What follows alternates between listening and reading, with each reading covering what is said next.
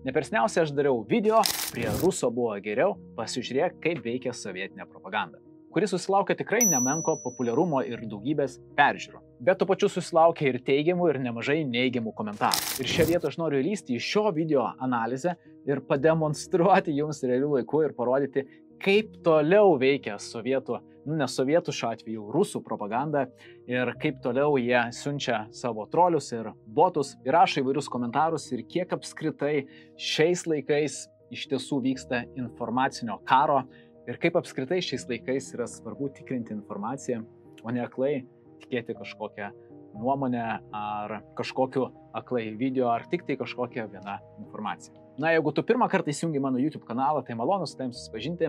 Mano kanale rasi daugybės informacijos apie tai, kaip tinkamai elgtis su pinigais, kaip investuoti pinigus, kaip optimizuoti savo mokesčius, kaip tinkamai pasimti būsto paskolas, kaip refinansuotis, kaip neprisimti brangių paskolų. Taip pat mes turime School bendruomenę, kur jie aktyviai su žmonėmis, kurie domisi pinigais, domisi finansais, domisi finansiniu raštingumu. Turime tokį klubą, bendruomenę, kur aktyviai dalinamės įvairią informaciją, turim klausimų atsakymų sesijas ir padedam žmonėms pasiekti jų svajonių, pasiekti tinkamas pasyvias pajamas, kurias jie nori pasiekti. Taip pat savo YouTube kanale aš dalinuosi ir savo investavimo kelionę, savo investavimo portfeliais, video, kuriuose aš investuoju pinigus ir rodau praktiškai, kaip visą tai daryti ir investuoju į atitinkamus fondus, investuoju į pavienės kompanijas, taip pat ir aktyviau prekiauju. Taip kad labai rekomenduoju pasižiūrėti ir kitus mano video, o jeigu nori sekti mano daromas investicijas, kurios šiai dienai generuoja daugiau nei 2000 eurų pasyvių pajamų kiekvieną mėnesį, tai visas reikalingas nuorodas rasi šio video aprašyme ir jeigu naudojasi tą pačią platformą, tuo pačiu investavimo brokeriu kaip ir aš, galėsi visiškai nemokamai sekti mano investicijas. Taigi, kaip ir sakiau, visas reikalingas nuorodas rasi šio video aprašyme. Gerai, taigi keliaukime pasižiūrėti, kokių komentarų aš gavau po šio video. Tie, kurie nežiūrėjo dar video, tai labai rekomenduoju pasižiūrėti, kad pamatytumėt, kaip sovietai plovė smegenis ir kokia buvo propaganda, kad neva prie Ruso buvo geriau ir mes labai gerai gyvenam. Tai toli gražu. Tame video aš detaliai viską paaiškinu, bet žinoma, žmonės parašė įvairių komentarų, aš parodysiu, iš kur tie komentarai atkeliavo ir kas juos atitinkamai rašė. Daugybė žmonių rašė, kad geras video, tikrai geras, būtent taip ir buvo sovietų laikais, čia dar labai maža to laikmečio juodulių papasakota. Respekt autoriui. Geras video, Gintarai, šaunuolis, pasidomėjai, surinkai info, pasirinkai tikrai įdomų prieimo kampą finansinių išprusimo skatinimui. Respekt. Na ir tada, jei nežinai, kaip buvo, geriau nepasakok nesąmonių. Aš į darželį ėjau ir į mokyklą ėjau ir taip toliau. Nieko blogo nemačiau, viskas gerai. Proto vargdienėlį, atsipeikėk, atvyk pas mane ir aš tamstai paaiškinsiu, kaip kas buvo iš tikrųjų. Snargliai, kurie negyveno tuo laiku geriau už mus žino, kaip mes gyvenom. Vaikštant peilio ašmenų su tokiu video. Bet geras video, like už pastangas, turinys neblogas. Mano nuomonė, posakis prie Ruso buvo geriau, jį vartoja tik seni žmonės. Mes pasižiūrėsim, kas buvo šio video pagrindiniai žiūrėtojai. Todėl, nes jie tuo metu buvo jauni, geriausios fizinės būklės, todėl yra didelė nostalgija iš jų pusės. Ir čia tikrai yra nemažai tiesos, nes daugybė tų jaunų žmonių buvo tikrai ganėtinai glušinami, negalėdavo kažkaip įsiskirti ar parodyti kažkokio savo potencialo ar kažko daugiau daryti, nes tiesiog iš jų būdavo paimama, atimama ir viskas lyginama, kad visi būtų atitinkamai lygus ir lygesni.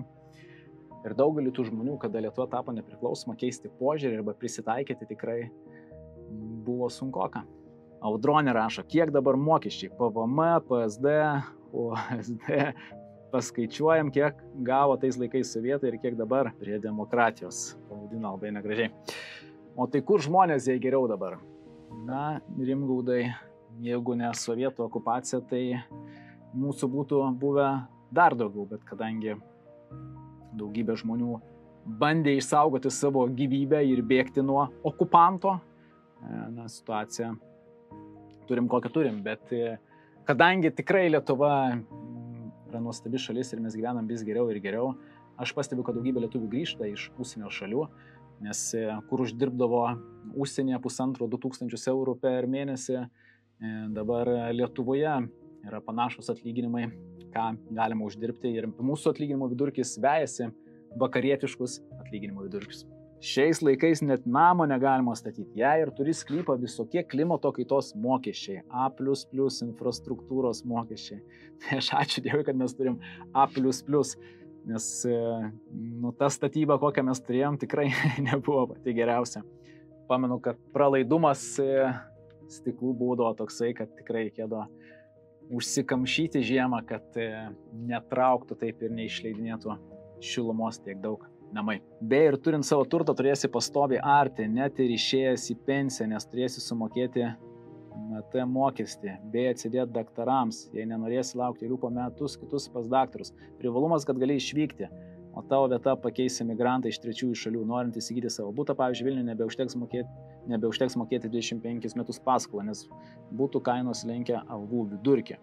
Na, Micius komentatorius, jeigu žinotum, kaip yra kitose Europos šalise, kur didmiesčiuose, sostinėse ir kaip tenai įsipirkti nekilnojamą turtą, tai plotum katučių Lietuvoje gyvenant ir su mūsų atlyginimais ir nekilnojamo turto įperkamumu yra puikus santykis, yra labai viskas gerai.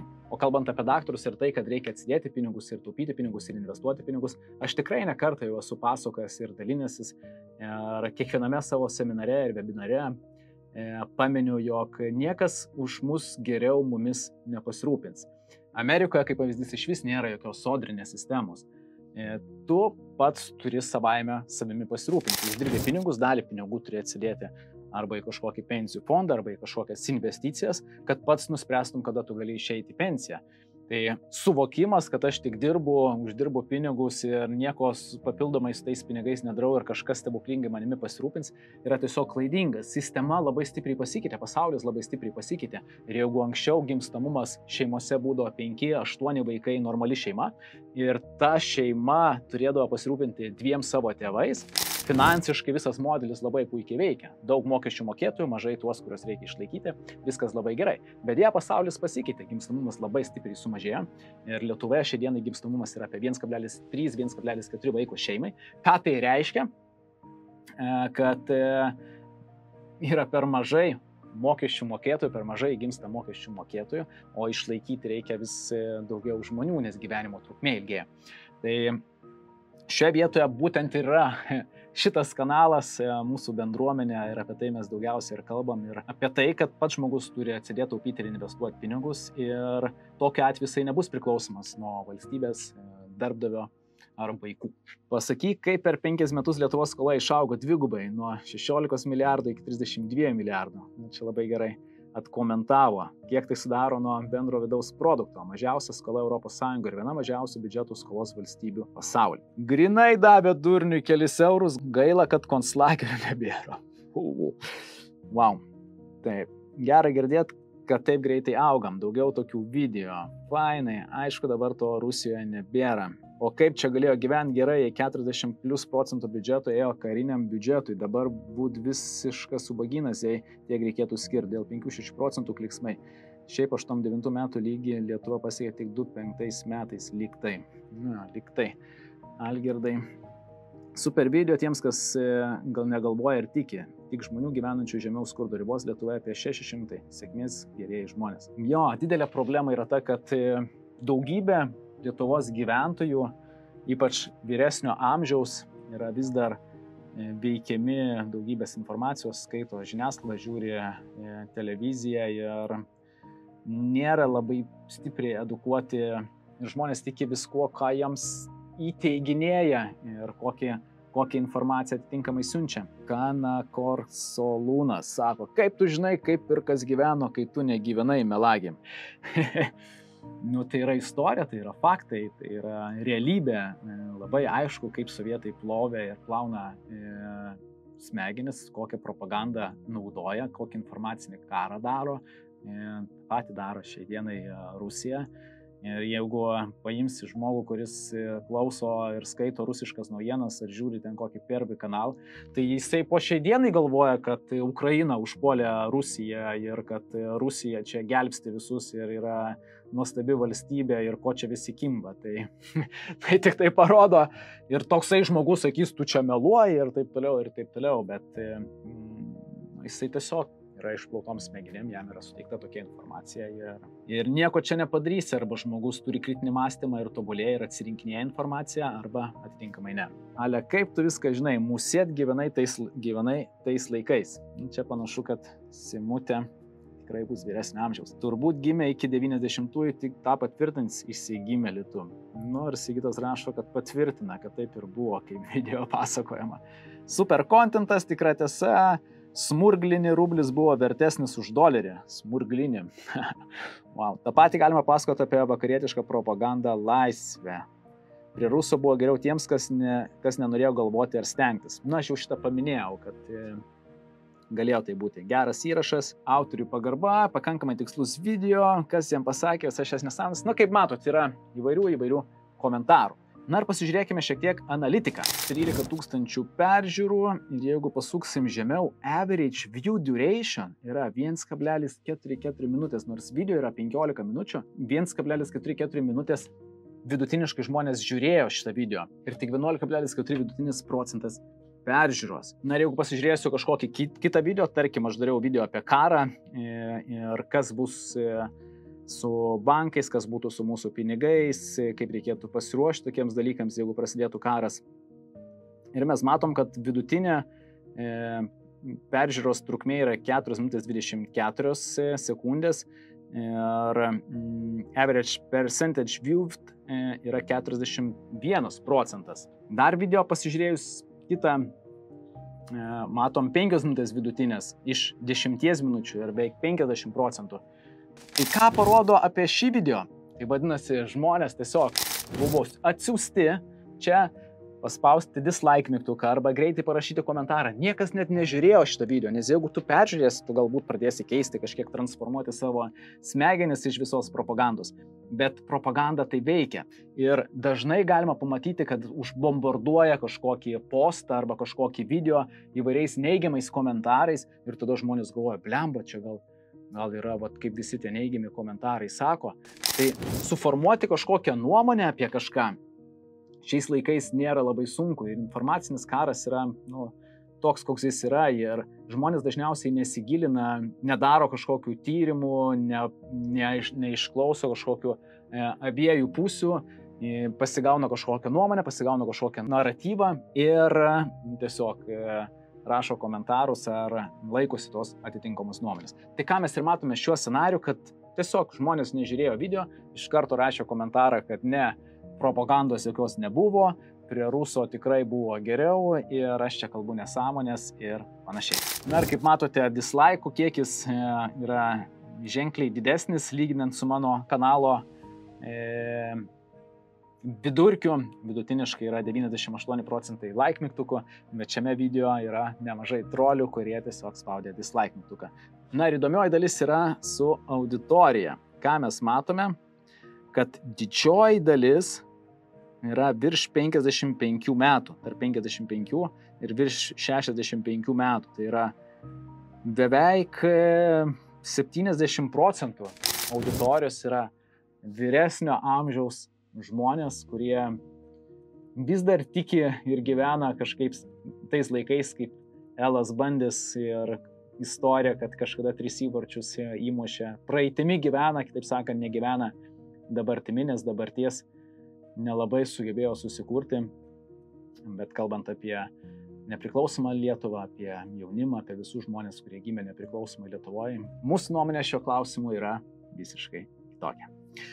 Ir jeigu pasižiūrėsi mano kitus video ir koks yra vidutinis mano žiūrovas amžiaus, kaip matote, vyresnių žmonių praktiškai nėra, tarp 25 ir 44 metų yra didžiausia auditorijos dalis.